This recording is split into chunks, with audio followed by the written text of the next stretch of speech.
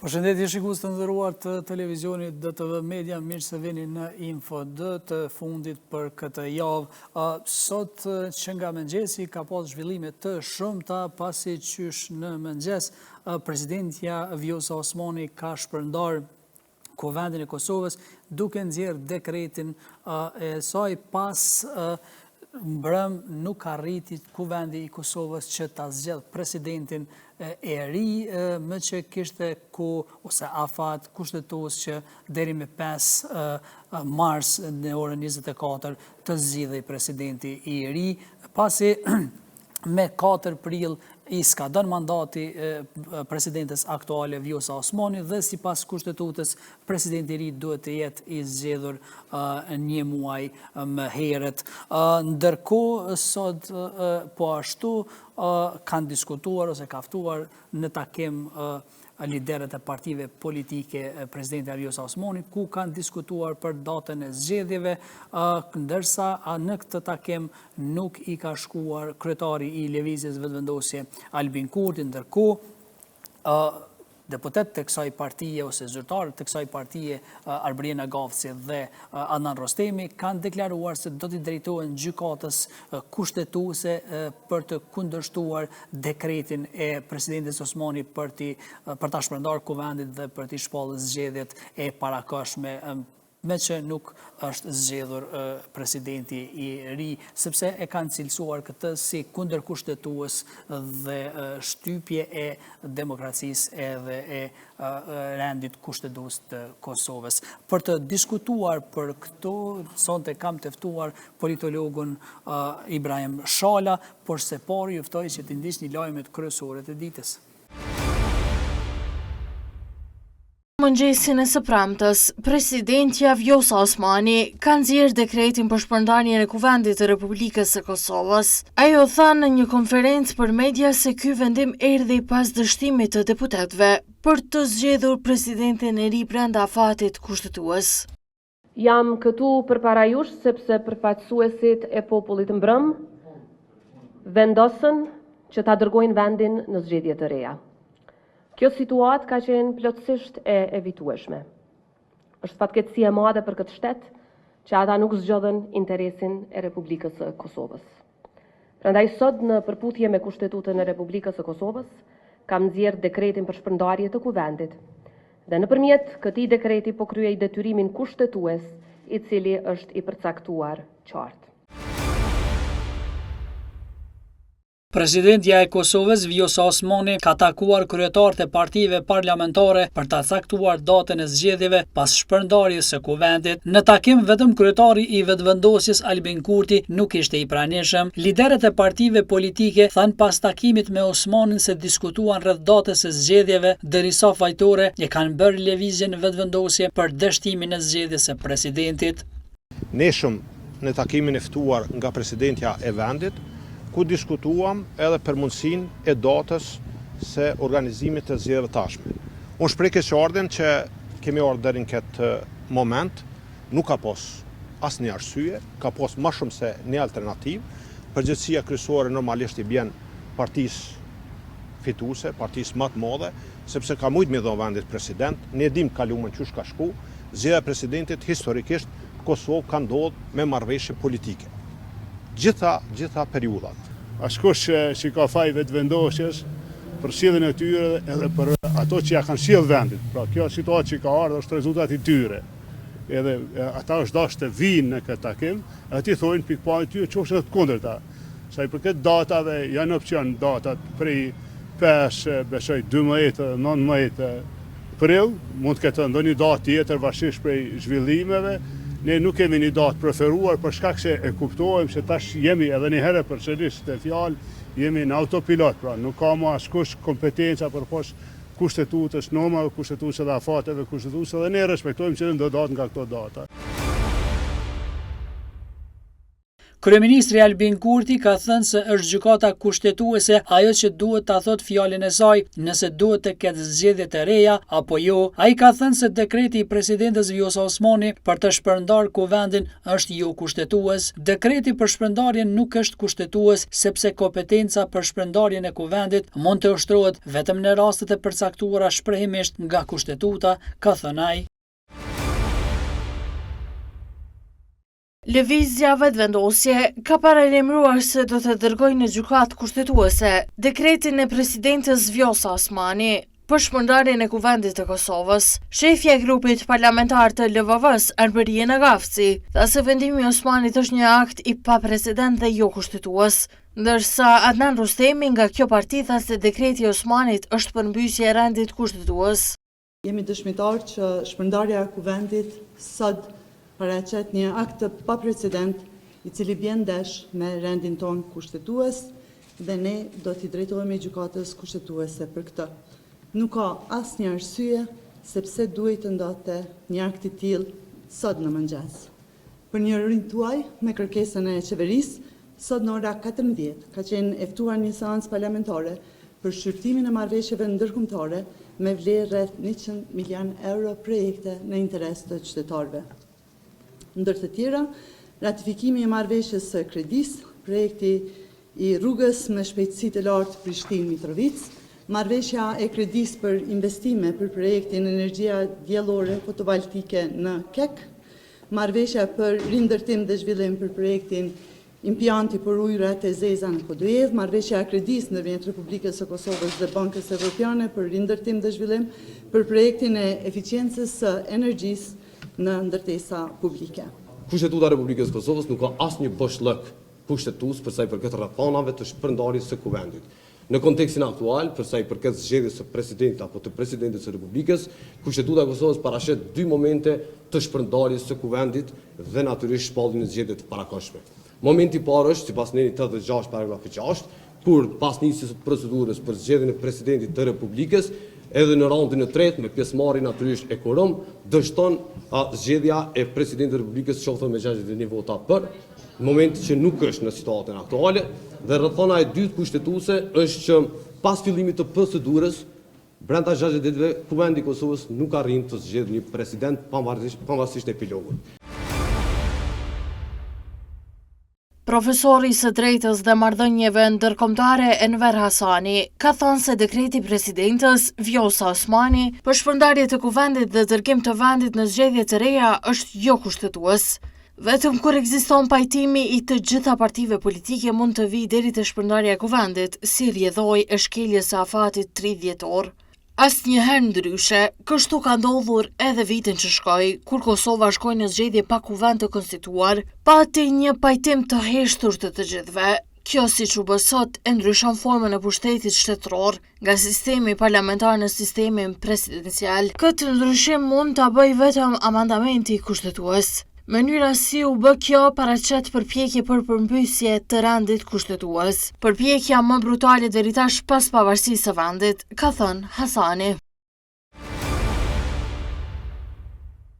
Krerët e institucioneve e partive politike kanë bërë homazhe në prekaz në nder të epopejës së UÇK-s. Presidentja e Kosovës Vjosa Osmani ka bërë homazhe kësaj here vetëm dhe jo se herave të tjera bashkë me kryeministrin. Ndërsa kreu i qeverisë Albin Kurti pas homazheve tha se familjes Jashari ia kanë borxh të përjetshëm dhe të pashlyeshëm angazhimin e përditshëm për ruajtjen dhe mbrojtjen e vendit. Ndërkohë edhe liderët e partive politike bën homazhe derisa thanë se edhe pse koha kalon, mesazhi dhe sakrificat që vjen nga prekazi mbeten të përjetshme. 3 brezat Jasharve, gjatë atyre 3 ditëve u flijuan për çlirimin e vendit, për lirinë e popullit, për Republikën dhe për bashkimin tonë. Andaj familjes Jashari ne ja kemi borxh të përjetshëm e të pashlyeshëm angazhimin e përditshëm që ta ruajmë e ta mbrojmë shtetin dhe të drejtat e lirit e qytetarëve pa dallim. Jemi këtu për shpreh respektin, për të bën nderim në themelet e lirisë dhe pavarësisë të Kosovës, gjithmonë respekt deri në përulje, çka do që të bëjmë na, nuk është e barazvlefshme me veprën dhe sakrificën që kanë bëhe jasharajt. Gjithmonë respekt deri në përjetësi dhe kjo është një vend ku neve do të me na frymëzu me punu për të ardhmen e shtetit tonë dhe fëmijëve tonë. Nderojmë dhe lartënojmë aktin sublim të jashtëzakonshëm të familjes Jashari, të sakrificës së tyre për lirinë e Republikës Kosovës. Sakrifica e Jasharave 28 vite më parë e familjes, e Ademit dhe 56 anëtarëve të tjerë është rilindje e ndërgjegjës sonë kombëtare. Edhe pse koha kalon, ndjenjat edhe përqimi ose porosia që ka shku për kazit është e përjetshme. Nderimi për Trend për Liri, për familjen Jashari, për komandantin legjendar është i përjetshëm, e po ashtu edhe besnikëria ndaj vendit, ndaj detyrave që na dalin janë të përjetshme. Më vjen mirë kur shoh ka shumë njerëz, më vjen mirë që isha që vinë nga gjitha anët e atë dheu tonë. Kryetari i PTK-s Bedri Hamza, bashkë me drejtuesit tjerë të partisë në nivel qendror e lokal, kanë bërë homazhin e prekaz për nder të epopejës UÇK-s. E pas homazheve, kryetari Bedri Hamza, bashkë me Enver Hoxhajin, Rahman Ramën dhe Sala Jasharin e kanë vizituar kullën e familjes Jashari. Kjo vizitë në kull vije pas më shumë se një dekadë që krerët e PTK-s nuk kishin pritur nga përfaqësues të familjes. Udhëheqjen e PTK-s, sikurse dhe të tjerët, i priti Rifat Jashari. Ministri i Arsimit dhe Shkencës organizoi ceremoninë tradicionale në rastin e 7 marsit, ditës së mësuesit, ku ndan mirënjohje për mësimdhënës të dëlluar nga e gjithë Kosova, si dhe çmimi kryesor Shaban Jashari për mësuesin më të mirë të vitit. Në ceremoninë organizuar më këtë rast, zëvendës Ministri i Arsimit dhe Shkencës Përparim Kryeziu theksoi rëndësinë e rolit të mësuesve në edukimin dhe formimin e brezave të rinj, duke vlerësuar kontributin e tyre në zhvillimin e shoqërisë. Shikues të nderuar, pas këtij bloku të lajmeve tani është koha për bisedën në studio. Mirë se vini Zoti Shala. Mirë se u gjej. Zoti Shala, si e pat gjithë këto zhvillime të ditëve të fundit rreth presidentit, moszgjedhjes së tij, domethënë lakimit të shumë emrave, pastaj propozimi i 2 emrave nga lëvizjave të vendosur ku mbrëm deri rreth orës 24 është tentuar që të zgjedhet Glau Konjufca si kandidat për president, por ashtu edhe Fatmire Mulhaxha Kollçaku që ishte kundërkandidate e Konjufcës. Si pat ju këto zhvillime, të cilat po na çojnë në zgjedhje tani me shpërndarjen e kuvendit nga Vjosa Osmani? Para se me hi me elaboru këtë situatë që shtrut ju si pyetje, edhe unë vetë do të kisha shtu një pyetje, si për fillim, se pse ne vim të këto rrethona në Kosovë. Në fakt, e kisha pyetjen e rrallës se pse erdhëm deri këtu, por mund të fillojmë me këtë, se si erdhëm deri te ky moment. Për shembull, vjet ne e kishim një vit na shkoi të mos mujt me bë qeverinë, mos me mujt me konstituu qeverinë.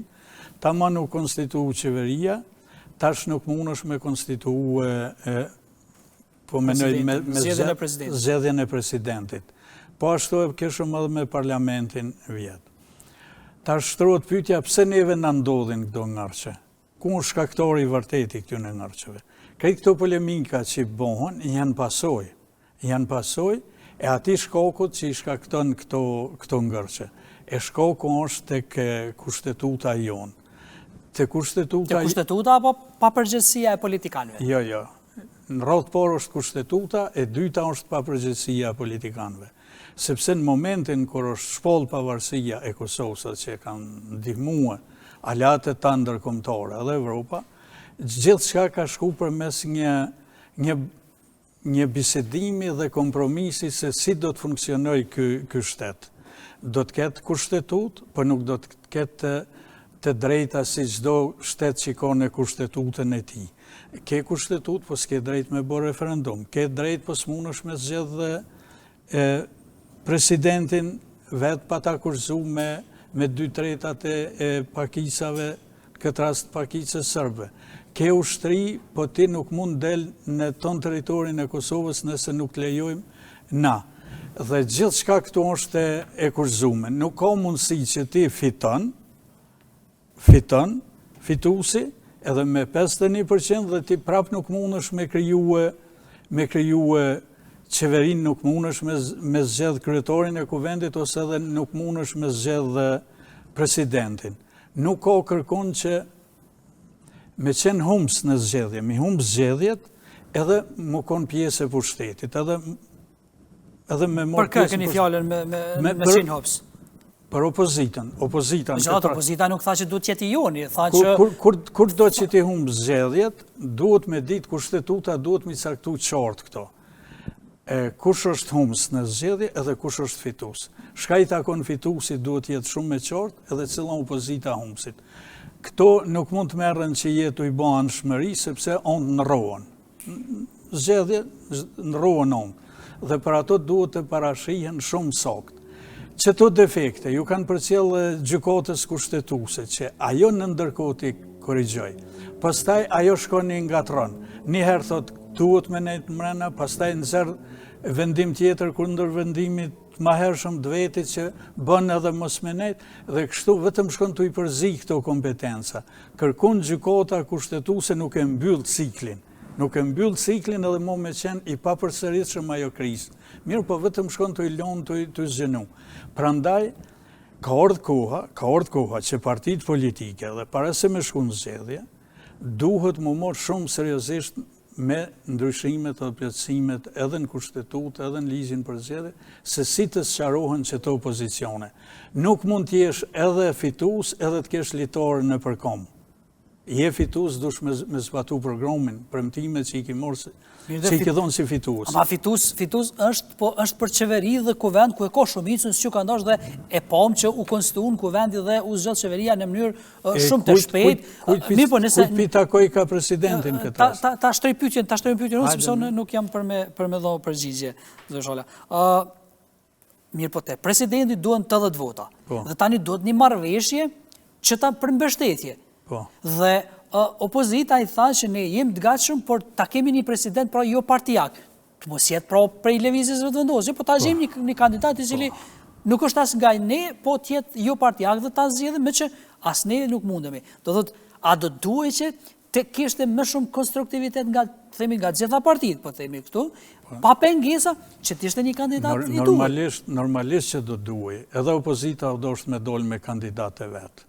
Na nuk dim cëllë kandidati ka posë në mendje. Edhe pa marrëveshje të një është dosh të dilet me kandidat? Sigurisht, duhet me dollë se pastaj vjen presioni i opinionit publik, i qytetorëve, i votuzve, pa e ditë se qka po mendon ti edhe që kone ke në kokë, cilin person nuk mundon. Kur shta në nshkru në ty në letër të bordë blanko që po ta japë une ty votën për presidente pa e ditë emnin, nuk shkojnë edhe këto kështu. Për ato po thëmë se s'duhet të lehet në vullnetin e mirë të liderëve partijak. Duhet të ketë përcaktimet qarta kushtetuse për këto. Nuk mund të thuhet për shembull është e drejtë e partive politike e çdo deputeti që mundet me nejtë në sallë dhe mundet me dalë. Duhet me ligj të jetë të caktuar. Kur zgjedhet kryeministri, kur zgjedhet presidenti për shembull, duhet jetë të përcaktuar, kemi nejtë pa tjetër në solë, voto si të ushti është e drejtë e jotja. Nuk është kjo imponim, nuk është kufizim i drejtave as politike, as juridike të deputetit. E në seanca tjera, është çështje e tij arrin as rrin, çështje e partisë tij, por në dy situata ku vendoset për çështje të shtetit, dush më konë pjesëmarrës, edhe të kur votohet qeveria, edhe presidenti, pavarësisht i kujt është. Sot është i kësaj partije, nesër mund tjetë i tjetërës parti. Mirë, për nuk bën na kështu me i nënçmu edhe me i zhvlerësu institucionet tona. Por me gjithatë, zëti Shala, kështu është bën edhe të kaluar, kur kanë qenë anë të kundërta. Do mund opozita nuk rrinte në sallë dhe madje as këtu reforma nuk i ka përkrahur në 2012 kur jenë bë. Besoj e mban mend edhe të kujtohen kur nuk jenë përkrahur. As zgjedhja e presidentit për i popullit, që mbramu tentu mrena orës të bëhen, e që s'bëhen ashtu. Këto duhet të nxjerrin hapat që i kemi humbë. Kohën e humbur duhet të rikuperojmë dhe të nxjerrim. Iniciativa ishte e mirë. Iniciativa ishte e mirë për më shku në zgjedhje të presidentit me vot nga populli. Mirë, po procedurat ishin të përshpejtuara dhe aty ngatrohen hapat. Është shumë dobësi e madhe për tërë klasën politike të Kosovës, ata që kanë qenë pushtet dhe në opozitë, që prej vitit 2011 nuk kanë arrit me bon këto dhe me kalu në parlamentin e Kosovës. Duhet të tubohen, duhet këtë grup punus prej konstitucionalistëve më të mirë, juristëve më të mirë, edhe duhet të kalohet kjo çështje. Sot ose mas 5 vite duhet bëhet qoftë nevoja nxirret edhe një kësi rezolute parlamentit ton ku garantohen vendet perëndimore aleate, edhe garantohet edhe komunitetet, konkretisht komuniteti serb, se me ndryshimin e ligjit edhe ndryshimin e kushtetutës për zgjedhjen e presidentit nuk preken të drejtat e tyre. Duhet i bëhet presion edhe bashkësisë ndërkombëtare që mos ndërhyjnë këtë punë, është e drejtë e jonja, me thjeshtu punën e zgjedhjes së presidentit dhe nuk mujmë ne institucionet tona çdo vit të kalojnë nëpër ngërçe të tilla. Dashamirët tonë, aleat tonë duhet na ndihmojnë që t'i hapim rrugë vetes për funksionim dhe zhvillim. Megjithatë, ishte një rrugë zgjidhje, sepse LDK-ja tha që është pro Osmanit që tjetë edhe një mandat, do të rrinë në salë. Megjithatë Kurti nuk e mbështeti, nuk e propozoi edhe nuk e mbështeti me votat që i ka të partisë e tij. Herën e kalume, kur ke qenë këtu, më ke thonë që do të bëhet dhe do të jetë Osmani. Sipas te, duke i po gjitha këto zhvillime prej rreth një muaji kur kemi diskutuar bashkë, pse ndryshoi, pse nuk u bë Osmani edhe një mandat presidente? Ekziston një rregull në shkencat politike dhe në zhvillimet politike, se ngjarjet politike ndodhin dhe ndryshojnë para se ne mi po ato. Kur i shohim ne ndryshimet, atëherë do të thotë jemi duke u përballë me pasojat. Ne atëherë kemi folë për informacionin që kemi pas dhe logjikën e gjërave. Po, sigurisht. Posti i presidentit dhe posti i kryeministit janë dy postet funksionet më të larta në shtet. Këto dy nivele kanë raporte obliguese shtetënore me ligj, me kushtetut, që komunikojnë mes vete, koordinohen mes vete për detyrat shtetërore. Tash, se si ka funksionu kjo linjë mes këtyne dyve, hynë sigurisht edhe në atë nivelin e lartë të sekreteve shtetënore, që nuk janë të qarta për publikun, dhe ne nuk i kem të qarta, ende ato shkaqet e vërteta të kësaj pasoje që e pom të ftohjes së këtyne raporteve në mes të presidentes edhe kryeministrit. Me ndryshimet e fundit që janë bën, sigurisht se do të fillojnë argumentet e njëri tjetrit edhe akuzat në mes këtyne dy palëve, dhe ne, ose të them të përdorin ma but argumentet e veta si cilla palë, dhe ne do të shohim paka shumë një pjesë të asoj se ku ka qenë shkaku që janë ftof këto marrëdhënie. Pse nuk e përkrahu tash, këta e përkrahen proceduralisht, po jo me votat. Do të thotë për me votat, nëse ka qenë një marrëdhënie më herët e ndarë, atëherë nuk e ka po të arsyeshme kryetari i VV-s që me mbështet për presidentë dhe nuk e ka po zbindjen me mbështet, mirë po për procedur i ka afru votat. E tash... Se që kundërshtoi Osmani, se tha nuk po duhet jem veç numër. Po sigurisht është shumë e lehtë me t'i pru dikush në pako votat edhe me ta garantu mu zgjedh president. Mirë po pastaj cilat janë ato marrëveshjet, ku qëndron baza e kësaj marrëveshje, esenca, pesha, e randimit të kësaj marrëveshje për me zgjedh edhe njëherë presidente. Këtu nuk mjafton vetëm me thonë se presidentja ka shpreh dëshirën dhe gatishmërinë për me qenë presidente. Do thotë janë edhe disa parakushte tjera, që ti fuqinë kryesore politike në parlament o doshtë me bindë pse me ta dhonë votën, ose është doshtë me qenë ma herët e kujdesshme për me kultivu raporte që do të arruishin këtë besim për me ta dhonë votën sot. Pse po thu që Kurti ju hakmar Osmanit për qasin e saj gjatë mandat, sepse kemi po përplasje, ju e dini që i ka thënë edhe s'duhet bëhet pazare me s'duhet luhet bigjëz me ndërkombëtarët, pastaj edhe me Gërvallën, ministrin e punëve të jashtme, është përplas, u gjujshin me disa kështu në distancë. I bëri kjo dhe ju hakmar? Nuk është mirë kur udhëheqësit e lartë hidhërohen edhe mbajnë hidhërim, edhe nuk besoj që këto që ka i përmendet ju që duhen të jenë argumentet vërteta. Mund të jenë këto argumente kështu për konsum dhe debat për gjithshëm të publikut e krejt.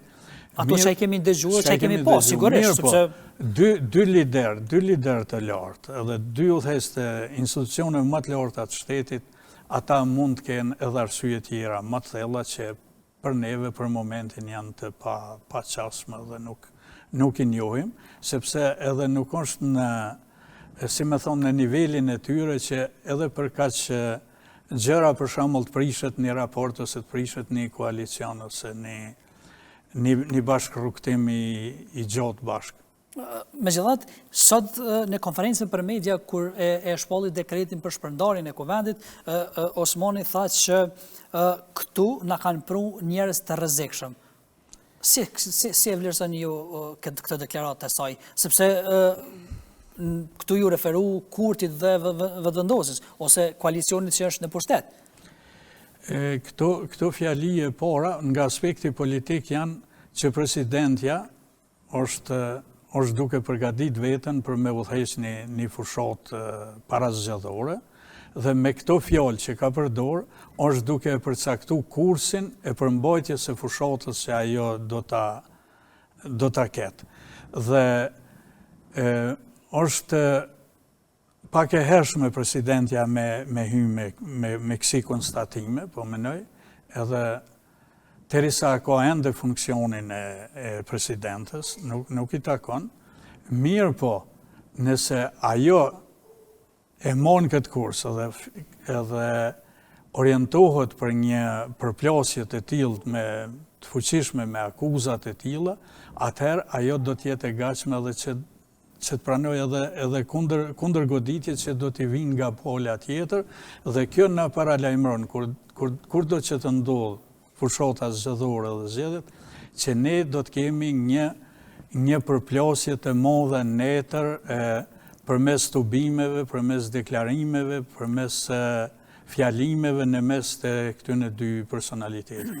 Vetëm se, a do të mund, si me thonë, ta argumentoj edhe ta sqaroj pse njerëz të rrezikshëm, dhe a do duhej në fakt që ta sqarojnë të qoftë tash, qoftë edhe nëse vjen puna në fushat, pse njerëz të rrezikshëm, tek e fundit qytetar duhet ta dinë.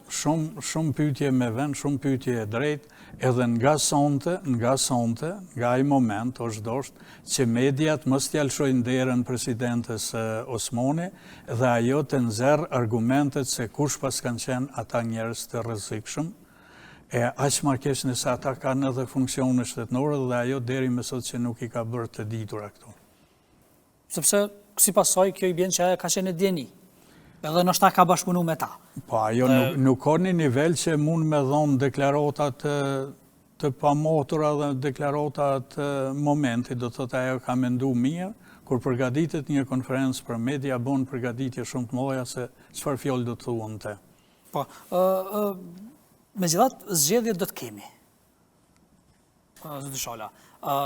Ndonë se vetëvendosja paralajmëroi që dekretin do ta dërgoj në kushtetuese për vlerësim sepse e quajtën antikushtetues. Beson që kushtetuesja do të jep një vendim një ku do ta pezulloj çështjen e zgjedhjeve dhe nuk do të kemi në prill ashtu siç parashihet, por më vonë. Ose për ma thjesht, a do ta qartësoj kushtetuesja gjithë këta mjegull apo jo? Tash e korrigjut pyetjen, sepse nuk mvorët prej asaj që ka me ndoj unë dhe a do të vepron ashtu gjykata kushtetuese, se gjykata kushtetuese është e panvorur në marrjen e vendimeve. Sigurisht. Mirë, është një shanse e madhe në vazhdim të asaj që ka folja më herët, që gjykata kushtetuese jo vetëm të orientoj, jo vetëm sugjeroj, por duhet të përcaktoj sakt. Ajo nuk sankcionon, po përcakton. Kur duhet me nejtë në sol, si zgjidhet presidenti, si zgjidhet kryetori i parlamentit, këto ajo duhet të bëjnë një pako, kur i jipet rosti, tash ju ka dhënë rosti për shembull, edhe ato shka i ka zhague gjatë vitit kalu me sen duhet të saksoj mirë edhe të jep drejtim gjërave dhe mos të lënë të riciklohen këto kriza dhe këto situata, është në nderin e asaj gjykate edhe do t'i bën të shërbim të madh shtetit, institucioneve shtetërore, edhe qytetarëve që në rastin konkret kur mohon zgjedhjet janë votues. Nuk mund të lihen gjonat kështu që të shkojnë matutje dhe prej krizës në krizën e të shkojmë, sepse zgjidhen partitë politike për me kriju qeverin edhe me udhëheq me venin, me drejtu me venin edhe me zbatu programin e tyre zgjedhor. Nuk ka mundësi që përmes bojkotit duhet me eliminu këtë mundësi gjykata kushtetuese që humbësit përmes bojkotit me pavcu qeverin për me vepru. Kjo është jo logjike. Atëherë për shka mojmë zgjedhjet? Nëse shkojmë zgjedhje edhe fitojnë opozita, edhe këta tjerë të njëjtën mënyrë veprojnë si këta. Pastaj çka? Pastaj do të shkojmë zgjedhje tjera dhe prapë këta tjerë do të veprojnë kështu deri në infinit kështu. Kush është ai që duhet ta kapos këtë farë praktike kështu të bojkotit edhe të defunksionimit të shtetit, të qeverisë dhe të institucioneve tjera. Ky nuk është veprim pro shtetit, ky nuk është veprim patriotik. Këtë thonë se e dunë shtetin edhe bojnë shumë për shtetin. Kjo sjellje tregon se nuk janë ka e dunë shtetin. Po me që ta të shola, tash nëse nisimi nga ai parimi që në demokraci opozita në momentin që certifikohen zgjedhjet, në momentin që konstituohet kuvendi, formohet qeveria, lypin zgjedhje. Dhe është përgjegjësia e pushtetit Shumë e drejtë me lyp zgjedhje. Po jo me pengu funksionimin. Edhe me shkaktu në çfarëdo forme qoftë e mundshme. Ja, nuk duhet ngatrohen gjonat. Fituesi duhet t'i ketë mundësit me qeverisë. Opozita duhet bëj opozitarizëm të zgjedhjet tjera. Për ato po flasim për defektet. Ju po thoni që duhet t'i ketë pushtet, secila parti që fiton duhet t'i ketë gjitha funksionet, edhe nëse si ka numra ta zëm si për presidentin?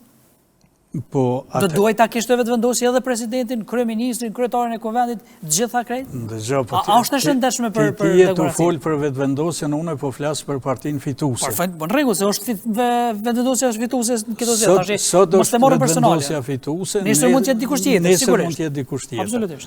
Nëse duket se po u grumbulloj kanë shumë me postën e presidentit të partia fituese, atëherë duhet të zgjidhet, ose të shkohet me votë të popullit drejt për drejt në votim, ose duhet të bëhet të zgjidhet njëjtësi qeveria dhe presidenti me 61%.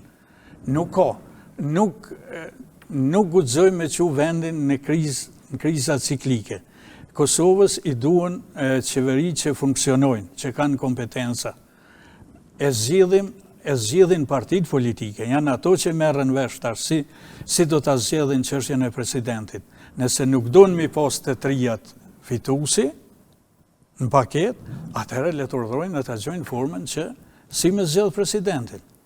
Mirë, po çështjet duhet zgjidhen, jo kështu. Po, cilat do të jenë pasojat edhe tek një pol zgjedhjeve që do t'i kemi tani zoti Zhala për vendin?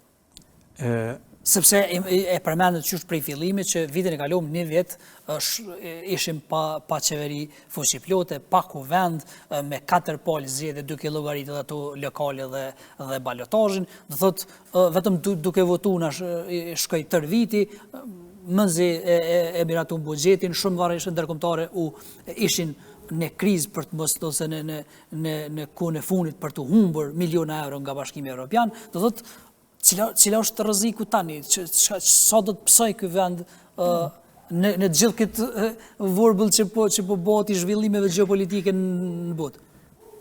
Vendi do të psoj shumë. Vendi pson shumë. Një pësojnë drejt për drejt pësojnë buxheti i qeverisë, kur të shkon të 16 milion, 18 miliona, sa janë këto një pol zgjedhje që kushtojnë, janë paro që digjen, janë paro që bojnë tym, sepse mon zgjedhje të panevojshme. Pastaj, humbja e hapit për të realizu programe zhvillimore, edhe mu morë me vetveten, me zgjedhjet ciklike, është një qëndrim shumë i dëmshëm ndaj shtetit, edhe është shkurt hesopi, është qëndrim antishtetror. Je humbs, dush me lëshu rrugë, je fitus, dush me hecë për para. Është e natyrshme që dojnë zgjedhje këto partit e opozitës, por dojnë zgjedhje kur të vjen afati, ose kur ndodh në skandal i madh në qeverisjen e partisë në pushtet. Po na nuk mund ta morrim për model opozitarizmin e Shqipnisë. Pse po që kanë po e marrin? Po kjo është, blokada është, këtu tash vetëm mungon edhe me dol në rrugë dhe me përdor molotova. Kjo është rruga ka përshkon në zhvillimi i opozitarizmit tonë dhe raportin e mes të pozitës dhe opozitës, partisë që është në qeveri, forcave që janë në qeveri dhe këto që ngelen në opozitë. Edhe keqja është se këtu ndrohen rolet pastaj. Ndrohen rolet edhe na him në një spirale pastaj, edhe dhunës që është shumë marron se kjo, një Kosovë e vogël më përballë. Edhe më shumë se sa kur është hedh gaz lotësjellës në kuvende në institucione? Tash me gazin lotësjellës e ke prek një temë që përdoret në për të gjitha studiot. Edhe unë kisha pas dëshirë me dhënë një sqarim këtu që ti gazit lotësjellës në kuvendin e Kosovës. Në çdo veprim, çdo aksion politik bëhet për një objektiv dhe për një motiv. Mos të harrojmë të gjithë ata se gazi lotësjellës në kuvendin e Kosovës është përdor vetëm në momentin kur ka qenë në pyetje tërësia territoriale e shtetit të Kosovës. Nëse edhe sot vjen shprehje mu cenu tërësia territoriale e shtetit e Kosovës, duhet përdoret gaz lotësjellës edhe më shumë, edhe prongat, edhe duhet përdoret policia, edhe duhet përdoret krejt. Integriteti dhe sovraniteti i vendit janë mbi të gjitha. Kjo ndryshon, kjo diçka tjetër. Nuk e ka përdor gazin lotësjellës atëherë VV-ja për me orën pushtet, as me mojt pushtetin. Nëse ju kujtohet mirë, edhe kur kanë qenë bisedimet në 2014, edhe kur i kanë ofruar pjesëmarrjen koalicionin e gjerë, VV-ja nuk ka pranu. Se ka qenë vlan. Nuk ka pranu për me morë pjesë në pushtet në qeverisje. Do të thotë, ta sqarojmë, gazi lotësjellës në parlamentin e Kosovës asnjëherë nuk është hudhur për me morë pushtet dhe me morë pozitë qeverisje. Këto dallojnë. Në Shqipëri është ka përdoret për me morë pushtet. Në Shqipëri të ndodhë diçka tjetër. Mirë po, me qëto praktika, me qëto blokada, mund shkohet edhe të aty, mirë po kjo shkon pastaj në funksion të agjendave të tjetër kujt, shkon në funksion të agjendave të armiqve të shtetësisë së Kosovës edhe të popullit tonë, që është fëmijë jonë verior që është Serbia, dhe që ju i ndëgjut edhe deklaratat e fundit të Vulinit, që janë këto publike, ndërsa se çka punon Serbia nën tokë, nën Rogoz, me agjenturat e saj, ajo është krejt tjetër sen pastaj. Megjithatë, Zdyshala, mos është pak egzagerim të thoni kështu kur kemi faktin, parasysh faktin që patëm takim ka 2-3 herë me kryeministrin Kurti dhe me partitë opozitore, do një shkun takim, i ftoi për presidentin, shkun takim, ishte një, do më thonë, nuk është si në Shqipëri që s'po takohen edhe po gjujnë këtu gaz lotësjellës e molotove, ku e di. Do më thonë, po e shohim të paktën një, që do të ishte mirë në fakt kjo që takohen, diskutojnë edhe partitë opozitore. A mendoni që nuk është kjo e sinqert, apo si po e thoni këtë, sepse tani është pak, si me thonë, kontradiktore. Kjo është një plotësim shumë i mirë prej juve, edhe duhet jemi të kënaqur që ekziston deri në këtë nivel ky komunikim mes të liderëve politik, por bojkotimet, shragitjet, pengesat në themelimin e institucioneve kryesore, në zgjedhjen e qeverisë, presidentit, kryeparlamentarit dhe blokodat pa alternativë dhe pa kufizim të ardhmen, të qojnë aty detyrë e politikanëve e njerëzve që kuptojnë vizionin politik, që kuptojnë shkencën politike, është me i paralajmëru më herët, jo kur të ndodhin. Kur ndodhin është duan, atër mujna mundëzhen atë zjarë. Kjo nuk duhet të ndodhë Kosovës, në asë një mënyrë. Duhet jetë e vetëdijshme edhe opozita edhe pozita. Do të thotë, për ato e përmena që në asë një mënyrë nuk duhet ne të ndjekim atë rrugë. Nuk jam unë për krasja, sa unë për kundrazi. Sigurisht, absolutisht po. Që ti kemi metë në kokë gjithë. E kuptueshme, sigurisht. Kush të ta merë barën e përgjithësisë për këto zgjedhje edhe njëherë që do të shkojmë? Pikërisht në një kohë kur e përthash edhe më parë të zhvillimeve jashtëzakonisht të mëdha në botë, duke përfshirë konfliktin në lidhjet mesme dhe vende shumë tjera. Domethënë, po vlon bota nga zhvillimet dhe ne këtu nuk kemi pushtet, domethënë institucione të konsoliduara që të përballet me cilat do situata që mund të vinë. Ndëgjë, këtu mund të jenë fajtorë gjitha forcat politike, pa morë parasysh janë pozita në opozitë. Mirë po, pesha e fajësisë nuk është e njëjtë. Pesha e fajësisë nuk është e njëjtë. Ka është më shumë? Për shembull, e morrim opozitën. Pse opozita në ato bashkëbisedime me kryeministrin Kurtin, këtë rast me liderin e VV-s, nuk paraqiti kandidatin e vetë. Ndoshta me një kandidat që do të na kishte ngrohtë edhe neve, edhe në media, edhe në debatet publike, ndoshta do t'i shpëlqyej ai kandidat. Edhe mos vendosja e kandidatit nuk flet për qëllim të mirë edhe të ndershëm. Është dosht me qitë një kandidat. Nuk mundesh me thonë ama mua presidentin bashkë me votat për me ma vo presidentin edhe emrin.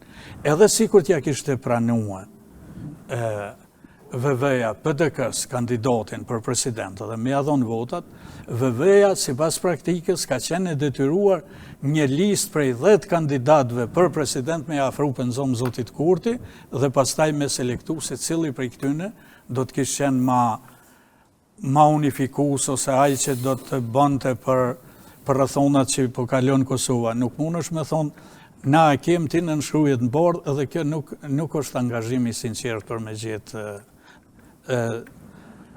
zgjidhjen këto situata. As qëndrimi LDK-s kur i thot presidentës se na jemi me ta përkra këtë farë iniciativen për me dalë me zgjidhjen nga populli, mirë po nuk vim me ta votu këtë farë. Jemi, po nuk vim momentin e fundit.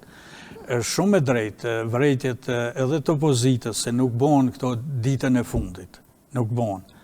Është dosht spokot edhe atëherë kër nëzurën rezolutën për të burgosurit kreret e UÇK-s në Hagë, ndoshta në atë situatë dosht që të nëzirët edhe të nënshkruhet edhe kjo rezoluta për ndryshimin e zgjedhjes së presidentit. Ka rregulla, zoti Zhora. Kur ka qenë një raport i mirë, jo, po flas për raportin e mirë në mes forcave politike, se ke pak i relaksum, edhe kanë mujt mi bon këto marrëveshje për mi shty gjërat ma përpara. Dhe zgjidhja duhet i jepet. Zgjidhja se si do t'i jepet, a duhet kërkohet ndihmë edhe prej vendeve perëndimore, apo e mirës është që këto dhe ta morrin vetë këta partit politike tona, forcat politike tonat, se e kanë për detyrë me lehtësue formimin e institucione, me lehtësu zgjedhjen e presidentit, me lehtësu proceset për me forcu funksionimin e shtetit. Kjo është detyra partive politike. Si do të arrijnë, ajo do t'jetë çështje e tyre. A detyre kanë? Megjithatë, a do ta lehtësonte edhe a do t'i jepte fuqi presidentit më shumë nëse zgjidhej nga populli, sepse pastaj është thënë gjithmonë që pastaj do të ndryshohet ose do të shkëputeshin edhe këto ligjet që i do t'i emrojnë bashkë me kryeministrit, kompetencat që i kanë përbashkëta, se miku fjala, do thotë kompetencat që i kanë përbashkëta ti ndojnë, sepse ju e dini, drejtorin e AKI-s për shembull e emrojnë bashkarisht, domethënë me propozimin dhe me vendosjen e Këtu nuk po flasim për çështjet e kompetencave. Na po flasim për mënyrën e zgjedhjes. Po ju pyes, nëse bëhet nga populli, a do të jepte më shumë fuqi presidenti, sepse ju e dini kemi edhe kryeministrin aktual duke thënë që presidenti është notar. Domthonë më shumë veçinë shkruan ligjit. Kjo pastaj se çfarë kompetenca do të ketë presidenti, është çështje e partive politike. Ata janë që e vendosin, se është marrëveshje e tyre. Mirë po mund shkohet edhe ajo, që presidentit i ketë vetëm këto pozita, këto ingerenca që i ko, por mënyra zgjedhjes letohet. Pse letohet mënyra zgjedhjes edhe është e dobishme kjo për shtetin tonë? Sepse asnjëherë mo shteti i Kosovës nuk mbetet pa president që është në detyrë funksionale. Pastaj partitë politike do të mujnë mushtynë me zvete, me posë nështë edhe situata ngërqen prej zgjedhjeve politike, prej rezultateve ndryshme. Por e mira është se ti e ke një president që ka edhe kështu mjaft ingerenca, që është komandant suprem, që është shefi edhe i AKI-s, edhe që është edhe i diplomacisë sekret, dhe institucionet kryesore të shtetit janë funksionale dhe kur mo Kosova nuk do të kalon të krizat e tilla. Prandaj, unë jam mjethtor edhe zhvillimi i realitetit na i ka treguar se e mira është që zgjedhet presidenti me votë prej popullit, edhe mirë po nëse kështu duket se po kalohet shumë, po zgjerohet çështja shumë, atëherë duhet të zgjidhet njëjtë me formulën e kryeministrit të kryet kjo punë. Të kryet kjo punë, duket sikur se fituesi i merr gjitha, po nuk ndodh krejt ashtu, se kryeministri i ka 4 vite mandat, ndërsa presidenti i ka 5, në vitin e 5 vjen mund rruqështja dhe me ndodhë krejt tjetër. Mirë po, procedura duhet mu thjeshtu edhe mu letu për mu zgjedh presidenti, jo mu kompliku. Këto ne i ka bon miku, ne i kanë bo alatet përëndimor, duke u frikësu prej nivelit kulturës tonë politike, prej ndjenjes e hakmarrjes ndaj komuniteteve tjera, dhe në këtë drejtim ne i kanë lidh edhe dure kom, edhe parlamentit Kosovës, edhe shtetit Kosovës, për me orë të rritë e kjo vendimore funksionale. Po, Zoti Shala, a besani që zgjedhjet kanë me qenë zgjidhje dhe do të ndrohet, si me thonë, ky konstelacion se si është kështu i forcave politike? Në bazë po themi, gjithmonë po parashikojmë në bazë të sjelljes edhe në bazë të kohës kur mohon zgjedhjet, në bazë edhe të kalkulimeve, sepse a mund të shkojë Vjosa Osmani tani me LDK-n, sepse kemi po një afrim me Lumir Abdigjikun, kryetarin e LDK-s, domethënë si në bazë të këtyre. Vjosa Osmani sigurisht se do të jetë një politikone aktive dhe do të merr me veti disa njerëz dhe simpatizant vetë që i ka, varet shumë se sa do të ketë në shportën e saj, sa pasus do t'i ketë nëse shkon të LDK-ja. Krejt kjo është çështje pastaj e zhvillimit fushatës, e përdorimit argumenteve, programeve krejt. Por, shkoku që po na çon në zgjidhje, shkoku tash që po na çon në zgjidhje, nuk do të ketë zgjidhje, as me zgjedhje. Pse? Sepse po shkojmë për shkak të vullnetit të partive opozitore që po bojkotojnë, që po fitoj ka opozita me 51% në këto zgjedhje, dhe pozita atashme që po kaloj ka në opozita dhe ajo bojkoton zgjedhjet, qështu? Bojkoton zgjedhjen e presidentit, kalojnë 20 ditë, 30 ditë, sa janë 60, edhe shka do të bojmë prapë, do të shkojmë zgjedhje tjera atëherë. Këtu është krejt problemi. Do të thotë, ndoshta do të kemë koalicione që i bëjnë 80 deputet, që zgjedhin pastaj edhe presidentin. Edhe s'mund të kemë... Po, kjo me ndoshta ato na korrigjon... Si kanë funksionu edhe me herët, po nismi nga praktikat edhe të mëhershme, kur janë zgjedh president. Me konstelacionin dhe raportin e forcave politike që është tash, kjo nuk mund më ndodhë ashtu.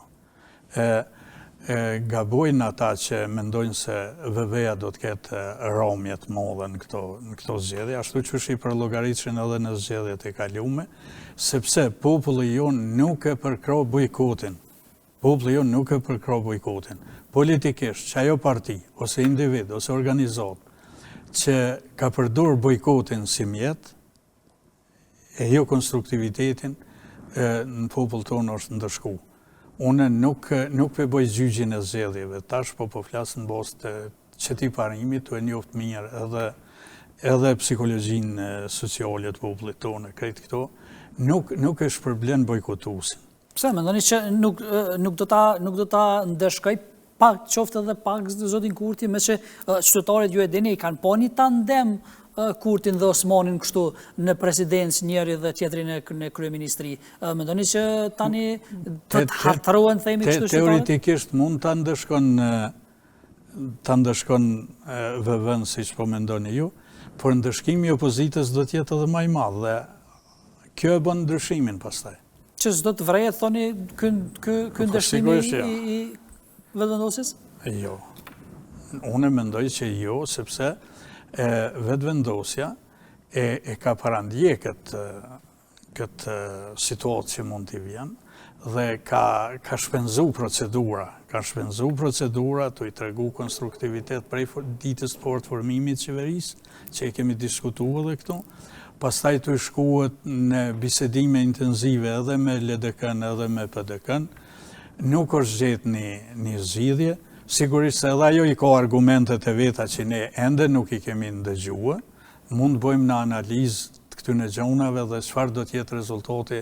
Disa jo ma vonë kur do të nisti përdor argumentet e veta, vetëvendosja edhe partitë opozitore argumentet e veta, e sidomos presidentja Vjosa Osmani nëse do të jetë pjesëmarrëse në fushat. Sipas jush, duke qenë politolog, duke përsjell politikën, duke qenë pjesë aktive gjatë, mendoni që do ta kalonte pragën Vjosa Osmani në qoftë se kandidon e vetme me një iniciativë politike? Është shumë e vështirë. Shumë e vështirë. Nuk duhet me thonë ju në këtë rast, se nuk e dim, por është e vështirë. Është e vështirë. Gati misioni i pamundur. Misioni i pamundur. Është krejt tjetër sen kur je në pushtet, je president dhe je i veshur me kompetencat e presidentit dhe rolin e presidentit, mirë po ndryshe është krejt diçka tjetër, perceptimi kur ti kalon në komësëri në fushatën, prej kalorësit kalon në komësëri në fushatën zgjedhore dhe pastaj je vetëm një individ. Përvënd, zoti Shola, më që jemi në kohën e epopesë së UÇK-s, sot 6 marsi, ka pas shumë homazhe, pritje në kullën e jashareve. Si e keni po ju këtë epopesë si vjetë dhe qysh e shihni këtë atakimin që ju ka bërë goxha shumë luftës së UÇK-s, duke marrë për bazë edhe 4 krerët e UÇK-s, të cilën po përballen me një gjyq tash e 5 vjet në Hagë. Bisedat për krerët e UÇK-s në Hagë i kemi pas shumë, po. I kemi diskutuar edhe më herët. Por e morave si shembull. Po sigurisht se nuk është mirë kur në epope nuk janë në ditën e çlirimit, në epope, në ditën e ushtrisë, kur nuk janë krerët e UÇK-s prezent në vend. Familja Jashora i ka bërë sakrificë të jashtëzakonshme për shembull në globin toksor. Familja Jashori ka merita të mëdha dhe të padiskutueshme për lirinë e Kosovës edhe shtetësinë e Kosovës, për çlirimin e Kosovës. Edhe njëherë përfaqësuesi i kësaj familjes, Murat Jashori, e tregoj vlerat e familjes, që ajo familje nuk ka qenë e rastishme dhe nuk i ka bërë rastisht ato, kur në një moment kur pishohim që të gjithë pas pushtetit janë gjendje me bon gjithë shka, dhe del një burr zotnia dhe thotë unë nuk jam interesuar sepse unë e kom çështjen kombëtare mbi funksionin e presidentit, mbi këto, do thotë edhe njëherë e ka riaktualizu vlerën e madhe dhe të jashtëzakonshme të familjes Jashari. Dhe kjo është një pasuri kombëtare e madhe kur në kuadër të kombit tonë ekziston edhe një familje e tillë, edhe me burrat e tillë. Për të ndëruar epopeen e UÇK-s, duhet me ditë rëndësinë e kësaj ngjarje që ka ardhur, thotë kur na shkojmë edhe i përkulemi komandantit legjendar. A e di këtë rëndësi zotë Shola? Mirë, po vetëm pak. Mirë, po duke u përkul komandantit legjendar Adem Jashori, na i përkulemi të gjithë të rënëve të UÇK-s, të gjithë dëshmorëve të UÇK-s, luftëtarëve të UÇK-s, veteranëve të UÇK-s, heronjve të gjallë të rënë të UÇK-s. Mirë, po cili është nderimi më i madh dhe specifika e kësaj që thatë ju në këtë ditë e epopesë? komandantin legjendar dhe të gjithë heronjat do t'i nderonim kur paria e vendit, udhëheqja shtetënore dhe jo shtetënore, shkon edhe bën homazha dhe përkullet para atyne varreve e unifikume, e jo kur shkojnë pjesë e parti. Do të thotë, në këtë mënyrë ne do t'i nderonim shumë më mirë gjakun e rënëve të jashtëorëve dhe të gjithë dëshmorëve të kombit. S'po nderohet tani, apo nderohet sa duhet? Se s'po nderohet, po apo nderohet sa duhet, dhe sa e meriton epopeja edhe familja e Shorit. Jo, nderohen edhe epopeja, edhe familja e Shorit. Unë e folja për mënyrën e nderimit. Për mënyrën e nderimit dhe shkollën e nderimit. Po them, jo vetëm nga parti, se nështë e thash kështu shumë shpejt, po them në përgjithësi, edhe qytetarët, edhe apo nderohen lufta UÇK-s edhe epopeja UÇK-s edhe familja e Shorit në atë nivelin sa e meriton? Jo, shumë qartë jo. Duke fillu prej teksteve të historisë, duke fillu prej shumë çështjeve, sepse nuk mundesh me nderu familjen jashori e mos me nderu luftën dhe sakrificën e UÇK-s. Këto janë të pandashme. Ata që mendojnë mi ndo këto dyja nuk ndohen. E për nderu familjen jashori ka edhe gjona tjera. U bon sa vite dhe ti nuk e keni shtatore të Adem Jasharit në Prishtinë, nuk e dia është bon një rezidencë e familjes Jashari këtu në Prishtinë, do shta shteti jo në shdosh që atyre t'ju jep edhe një rezidencë shtetënore këtu. Në mrena në kryeqytet që ata të mund të presin njerëz edhe vizitor, apo ndoshta që të bëhet edhe një pjesë e muzeut familjes Jashari edhe këtu në kryeqytet, që mos lidhet gjithçka vetëm me protokollin edhe dëshirën e atyne që do të shkojnë vetëm në prekaz me bon këtë vizit atje. Dhe duhet të hipet shumë ma shumë. Nuk e kemi nderu se kalun që sa vite po bon, 28 vite po bon. Nuk e kemi një film. Një film metrozhit gjatë nuk e kemi. Ndërsa tjerë të bëjnë filma me fantazi dhe me gjona tjera, prodhojnë filma me përmbajtje nacionale dhe ekspansioniste, ndaj tjerëve, ndaj fqinjve, ndërsa na, për një luftë çlirimtare, për komandantin legjendar, për familjen që ka shkënjë gjithçka për këtë vend, edhe për luftën e UÇK-s, ne si shtet, si shoqëri, nuk kemi arrit me bëni një film metrozhit të gjatë edhe për fëmijët tonë. Atër në ngelet shumë pak për me thonë se po nderojmë ose po respektojmë UÇK-n edhe familjen Jashari. Zdyshore, unë të falenderoj shumë që ishe sonte në Info2 dhe për gjitha këto që i diskutuam bashkë. Faleminderit edhe juve për mundësinë që më dhatë. Faleminderit shumë. Të nderuar shikues, ne kaq kishim për sonte, ju falenderoj shumë që qëndruat me ne deri të hënën bashkë. Mirupafshim.